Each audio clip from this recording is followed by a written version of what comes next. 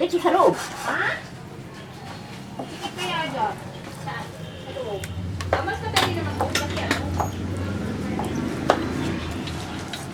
Plato! Para saan? Pagkakain na ay! I'm not ready. I'm super ugly there. No.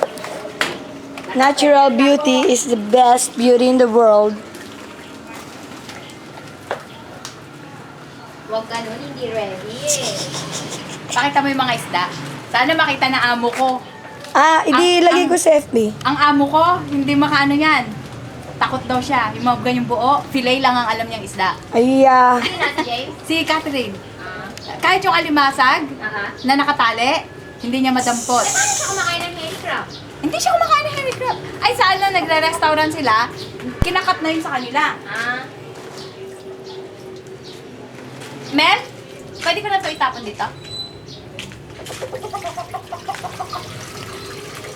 Uy, tinola.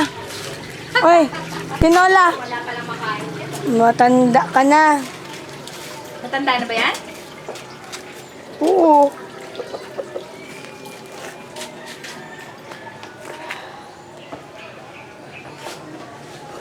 Si Bongbong kaya ang maghatid ng first batch? Oo nga. Hindi ka usapin yun na. Hindi, kasi ano, para yung kung may pupunta rito magtatanong kung saan, alam niya kung saan ituturo. Eh di, sabay na sila ni Kuya.